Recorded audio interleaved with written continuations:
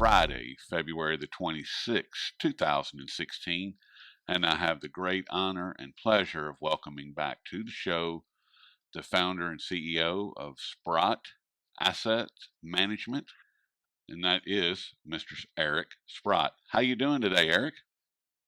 Hey, Rory, I'm doing well. We've had an interesting week. A little disappointed to see a little fade here on Friday, but lots of good things happening in the precious metals market. Yes, there is. And I wanted to start with something that I believe is near and dear to your heart, and that's the silver mining. And with several of the primary silver miners reporting record production for 2015, especially the ones out of Mexico, Silver Standard, Hecla, a couple of the others as well. How much longer do you believe that this is sustainable into 2016, or is it at all? Well, I would guess that all mining production of precious metal, and for that matter, any metal, will decline in 2016. I can speak more to gold and silver. I know gold came down some small percentage in the fourth quarter. As we all know, the money being invested in exploration and development has come off here. So I would certainly think that production is likely to go down. And notwithstanding what might have happened, I think Mexican production actually in the whole is going to be down last year. You know, the U.S. production is down, Canadian production down. I think silver production, when we finally get the numbers for 2015, we'll find out that it was down year on year. And I suspect that we'll find out it's going to be down again in 2016 as the year unfolds, and we realize that not too many new operations are opening up here. So I think from a supply point of view, both in gold and silver, 2016 looks to be a real positive year on the supply side in the sense that we'll get less supply than last year. How are they going to be able to manipulate the price when the product is going away and the demand is going through the roof? Yeah. Well, you know, it's a very interesting conundrum, but it's not one that we haven't faced before, Rory. You know, my view has been that for a number of years now, that the physical demand that we can see has always been above the mine and scrap supply, and that the difference was made up by central banks leasing their gold out, so they don't actually say they're selling it. It still shows in their balance sheet as gold, even though it's leased out, but it has made the difference. And as we look at markets here in 2016, we've had some stunning numbers, if we're to believe the ETF numbers. And I know so far in February, I mean, we've added something like 160 tons so far in February, and I think we're at something like 240 tons, or maybe 220 tons through to earlier this week. And I kind of look at and the one thing I'm a little concerned about, I just don't know whether ETFs really do get the gold. Like I'm a little bit from Missouri on whether the gold ETF, the GLD, actually receives the gold, or they get a promise to receive the gold. But let's presume that they do. I mean, we have so far had about 100 tons a month of gold coming into the world's ETFs. If I can annualize that, it's 1,200 tons of gold purchases this year just for ETFs. Wow. And last year, they sold 138 tons. So you have a total delta there of 1,338 tons in what's a 4,000-ton market, which was in balance last year. So where do you come up with an extra 1,300 tons to satisfy that one change in demand, let alone the fact that coin sales are exploding, and there's obviously people are buying bars. You can just feel what's going on the gold arena outside of ETFs here. So in my mind, the physical numbers are absolutely stunning so far this year. And to your question, you know, how are they going to keep it down? Well, of course, they can keep it down by issuing paper on the various commodity exchanges, particularly COMEX, and people not taking delivery. But the amount of tonnage left on in the COMEX is like, I think it's 8 or 9 tons, 9 tons, 9. We had 2 days this week when the ETF added 19 tons in a day. We got a total of 8 tons sitting in the COMEX that's registered and available for delivery. So sooner or later, it's going to spill in there. I look at what's happened, not so much this week, but today, that it's come off here on Friday, that they're setting at the LBMA. I think it's probably even more egregious in some of its pricing actions than the COMEX is. Well, we got options expiry on the LBMA on Monday. I really do believe they're after the silver market here. It's had by far a bigger decline than gold. Because the position in silver is somewhat untenable. Like we have 800 million ounces short on the COMEX. God knows what we have short in the option markets over in Europe. And meanwhile, we get in the COMEX, we get 25 million ounces of silver available against an 800 million ounce short position. So I believe that the commercials do maneuver the price down to where the option buyers, have max pain. There's a theory, and it closes at max pain. And here we have silver down well under $15 here, and I would have guessed that, where is max pain? Max pain is probably about $14.75, something like that, where all the put and call guys end up losing all their premiums, and the commercials make them all. It's a bit of a game where they just sweep the table every 6 to 12 weeks, just as the options expire, and they rake in the option premiums. So I think post Monday, things could be very exciting. We've had lots of positive news, both on the silver front and on the gold front. And perhaps one of the things that people should reflect on here, so many different either technical guys or gold experts at various banks have now come out in favor of gold, including some of the bigger banks. And I always find it almost hilarious that the amount of gold that's available each year increases by approximately 2,700 tons, which is the amount mined. You can't count recycling because it already existed. So you get 2,700 tons added to a total of 175,000 tons that already exist. I mean, it's only a 1.5% increase. So, if let's say people own 1% of gold in their portfolios, it can only go to 1.5% the next year. There's only 1.5% more gold. So all these people are saying, well, increase your weighting in gold from 5 to 10 or 10 to 20. But that is absolutely impossible to do when there's very little increase in supply each year. So exactly, with all these new entrants coming into the market, like we're all trying to fit through a very, very small door here.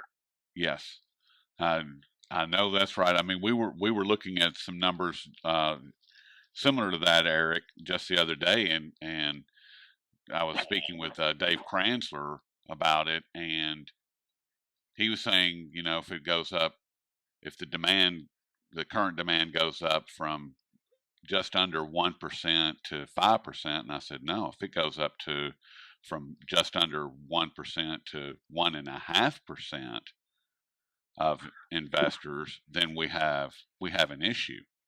We have a major issue. Yeah, and there's no doubt mathematically, Rory, you're absolutely correct, right? I mean, to go from 1 to 1.5, you need 50% more.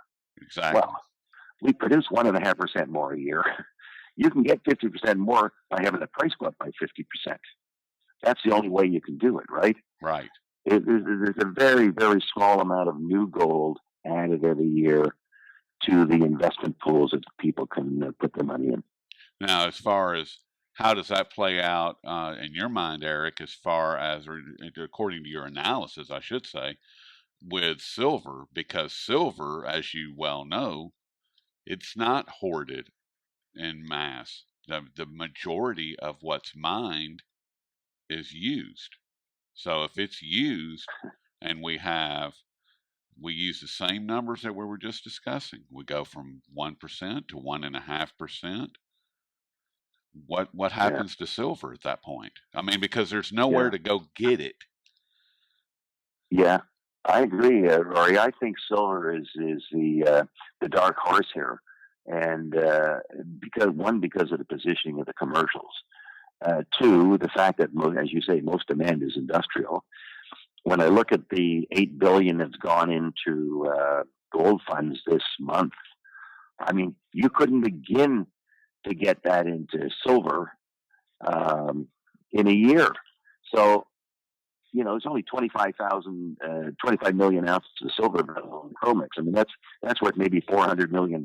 You'd clean out the COMEX. Wow. And most silver, well, I don't even think 20% of silver is available for investment. So that's 160 million ounces a year. That's not a lot of money. No, it's And not. when you compare it to the amounts of monies, floating around in the world, it's a very, very small market. So I think when the shortage happens, and maybe when people, maybe some people shift from gold to silver, silver is going to way outperform gold here.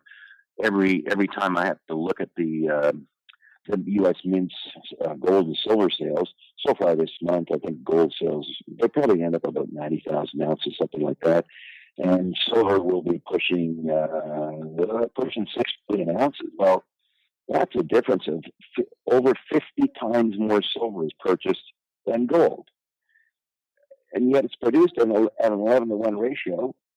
And most of the silver produced is not for it's for industrial demand. So, I mean, the ratio of what's available for investment is probably like 1 of every 5 ounces, or it's probably 5 ounces of silver versus an ounce of gold. And but they're buying at a rate of 50-to-1. Well, that can't carry on. No. We're going to run out of silver. And as you very well know, I mean, essentially the mint is restricting silver sales already, Exactly. right? And they go at a very, very slow pace. And but I think the demand's there. The logic is there. I think that's the most supportive case for us. The logic for owning precious metals in zero interest rate or negative interest rate, banning of cash, levered bank stocks, losing massive amounts of money. There were 3 bad reports this week. One was Royal Bank of Scotland today, Standard Chartered the other day, and HSBC the day before that. They all lost huge gobs of money. Plus they're levered. So I just think that the demand will continue to come in here. And notwithstanding what the commercials try to do in the paper markets, honestly, it can't sustain itself on a long-term basis. There's just no way that we will deplete those inventories in those exchanges. Yes, we will. And I want to stay with this for just a minute, but I've got a question on cash and the cashless society. But on January 28th, we witnessed one of the most blatant acts of fraud in recent memory when the silver fix broke. It literally broke, and there was an 80-cent difference between the futures cost and the spot cost. And what are your thoughts, Eric, on the silver fix collapse that happened that day? Yeah, sure. All I can say is that somebody just rigged it, right? Somebody obviously had some option contract that was maturing that day, and he had to get the price down to a certain level so he could cause his client to lose money and him to make money. And it was just egregious what happened, and there was no explanation for it. I mean, it's like being in fantasy land. It was so surreal, 80 cents away, but 5% away from the market. Like, what the hell is going on here? Exactly. And ultimately, I'm glad to see some of the producers were complaining. In fact, some of the producers quit the LBMA. I think there were 4 or 5 major producers just outright quit the LBMA because it's rigged. And it's just amazing the aggressiveness and greed and just willingness to throw caution to the winds and just at their whim make the price whatever they want to make it.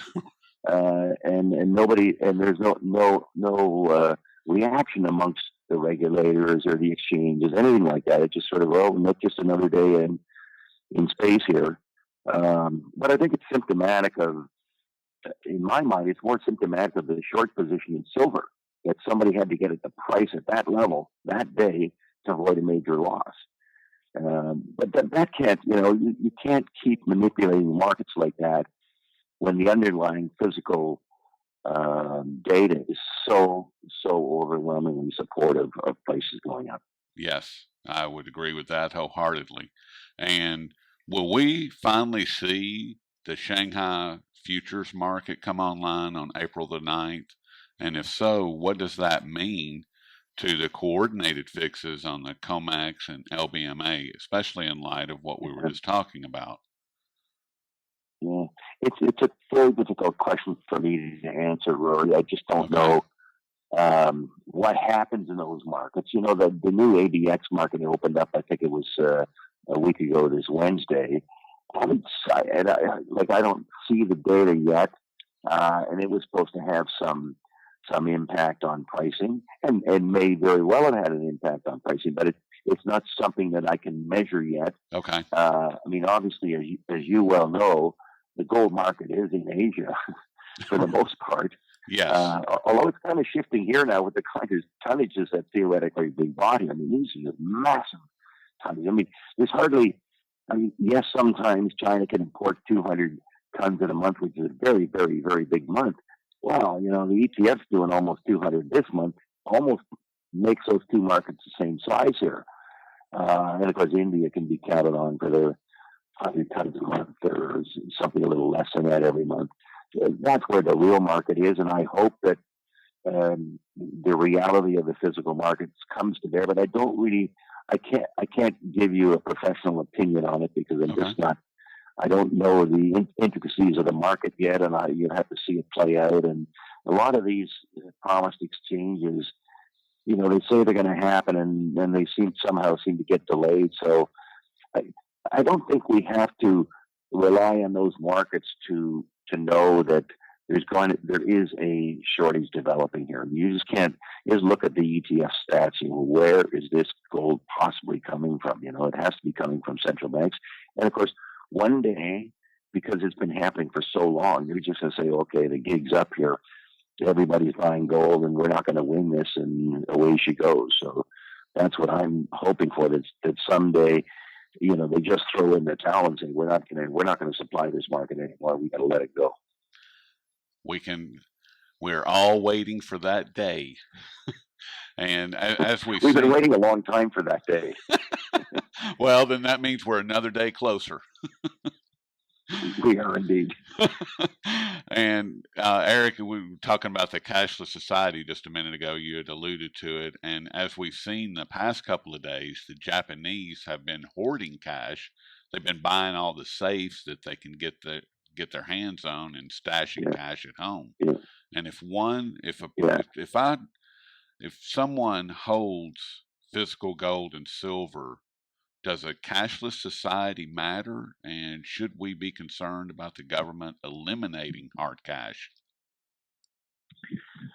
Well, in a way, Rory, you know, it's quite a positive for us in the precious metals area, right? Because there's a choice of two things: taking the cash out of the bank, which you should have done anyway, because the banks are very risky places that you should have your money, and you're an unsecured creditor. So I would never recommend having money in a bank anyway. And if you can, you know, put it in a safety deposit box or your own home safe, and fine, go ahead and do that. But of course, the offset to that is most currencies in the world are going down in value. So if you're in one of those countries, do you really want to own the cash? Because its purchasing power is going down all the time. So I would think that would cause people to reflect on owning precious metals. And as we discussed, it doesn't take much of an increase in buying to really exacerbate a shortage, right? You can't just imagine the size of bank deposits versus the size of the gold market. I mean, the gold market's so minuscule versus bank deposits. You could see, you know, just a gigantic rush to own gold, particularly if we can start putting in some upward bias in gold here in the short term, because everyone's memories date back to the last 4 years, and they're forgetting the last 6,000 years. Right. And of course, they're forgetting the 11 years before that, when gold went up by over 500%. It's all sort of a distant memory, it seems. I always ask people to think, you know, if you're out in your backyard and you discovered something that someone buried 100 years ago, and he buried some notes, some fiat currency, and the second he buried some gold, I will guarantee you the gold will have gone up by, you know, 10, 20, 50 times. Of course, the money's still only worth what the money's worth. And It just tells you what the passage of time does to fiat currencies. I can't believe that people don't learn from history in a way, but all fiat currencies have ended up being valueless. And I think it's safe to say we can look at the world today as logical thinkers. This stuff's going to end up being valueless too. Yes, All these countries are broke. they're all broke. They're so verifiably broke that why would you trust the currency of the country? So it's It, frustrating that it hasn't evolved quicker, but it's all going the same way. well, for me, it comes down to, do you trust the government? I mean, and if anybody says yes, oh, I'm sorry. Yeah, I always look at that equation of government equals trust, and then you put the line through the equal sign. Who Exactly. would trust the government? I mean, because that's what it comes down to, isn't it, Eric? I mean, do you trust the government to handle your currency? Yeah, I don't. I mean, yeah, and it's not even, people might think, well, how can you not trust people? But it's the fact that the government and the U.S. government might be the most egregious example of this, is they understate their liabilities, right? They don't say that they're not going to be able to pay Social Security and Civil Service Pension Fund and nada, nada, nada. But they can't. I mean, mathematically, it's going to be impossible for them to make these payments. And, we saw last week that 400,000 members of some union are being informed that their pensions are going to be cut by 50%. Exactly. Well, you know what, Americans? Get ready for it, because it's going to happen to Social Security too, and lots of corporate pension plans. Yep. But we don't want to deal with what we can see in the future, even though we can see it very clearly. Well, I mean, look at Detroit. What did they do to their pensioners? Look at Detroit. I mean, it's terrible, Totally. I mean, and that's just a small sample of what's coming on a national level. Period. It has to, because there's no funding for it. No funding, and imagine the returns this last year and this year. You get treasuries yielding nothing. Now all your corporate and high yield bonds have gone down in value sharply. Stocks are down. What's the return going to be in a pension fund this year when your bogey 7 or 8%, and you come out and you make nothing? It massively increases the underfunding. So there's just no solution to it. There's no mathematical solution. It's the most predictable thing in the world that there will be a failure to deliver on the promises. So, and that goes to the trust, and nobody talks about it. It's right in front of our eyes. It's like the elephant in the room.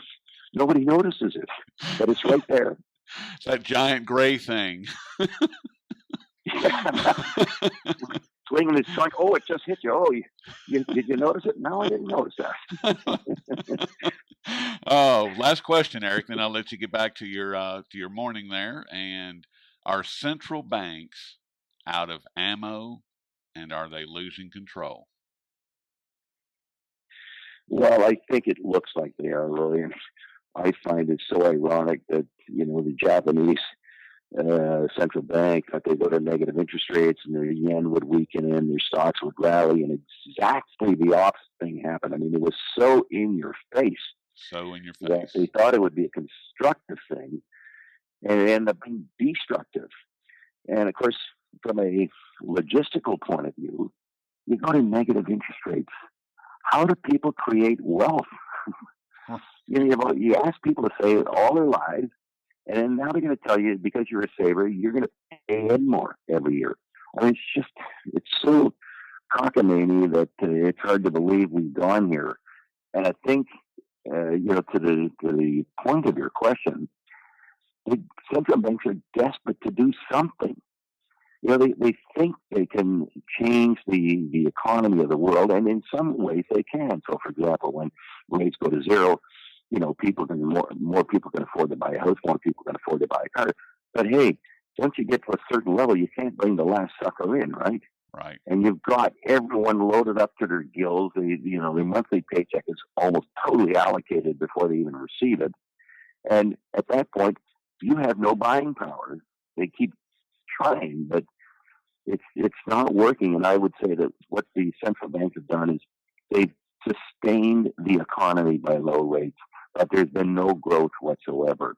And now that rates can't go any lower, I think the gig is up here, and we'll see what will happen to the economy. We had so many bad reports recently with the services index contracting and house sales down 10%, and all the CEOs or the consumer confidence going down, the Bloomberg Consumer Comfort Index going down, people's paychecks not going up. I just had to read that in Japan, the unions have decided they wouldn't even ask for a pay raise this year because of difficulties in the Japanese economy. So, and of course there is inflation, which is most people would suggest there isn't, but there is.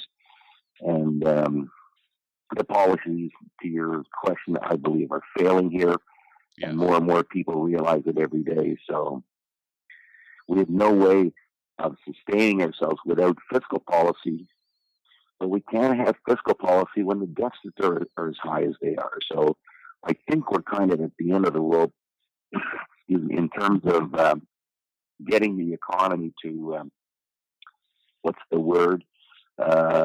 Respond. To breakout speed. To some kind of breakout speed. There's some word to use that, it's going to get a certain volume. Well, it's not happening, so we shouldn't hold our breath on that one. Well, I mean, we could almost argue that not just the U.S. economy is in contraction, but the global economy is in contraction. If you look at certain indices, and one of my favorite is the BDI, along with the Shanghai Containerized Freight Index, those things fell off a cliff about 14, 15 months ago. They've never recovered. They are a great indicator of manufacturing because it represents raw materials and finished goods. And if you have no raw materials moving and you have no finished goods moving, then what have you got? You got nothing. So yeah, I mean, you're absolutely right, Rory. I mean, the worst data is the data out of Asia. When you look at Japanese imports and exports and Chinese and South Korean, they're all down double digits. Exactly. I mean, it's just a mess over there. And that's not a recession, by the way. That's almost a depression. So it's just not happening. And how can anybody expect to ship more into the United States when people's incomes don't go up, but their expenses do go up, notwithstanding the CPI? I don't believe the CPI for a second, but yeah, everyone's costs are going up, but their wages aren't going up. So you can't buy more goods. Plus, you're tapped out on your credit lines. there you go. So it's not good economically, which feeds into, of course, the concern in the banking area, right? That you have borrowers who might have a very, very difficult time repaying, and all the more reason for depositors to be concerned about some potential future bail-in and get out of the system and get into your own gold and silver, where you're now the counterparty instead Right. of some bank being the counterparty. Be your own central bank. Be your own central bank. Yes, sir. That's it. Well, Eric, I think that's a fairly positive note for us to leave everybody on. And we've been speaking with Mr. Eric Sprott, who is founder and CEO of Sprott Sprott Management. There's a whole list of Sprott companies that he is in charge of. And Eric, I certainly appreciate all your time today.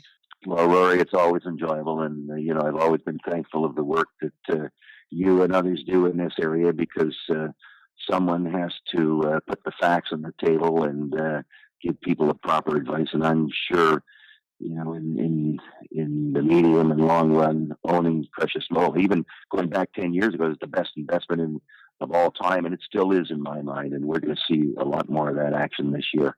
We certainly are. I would agree with that wholeheartedly. And Eric, look forward to speaking with you again in the not too distant future. And you have a wonderful morning.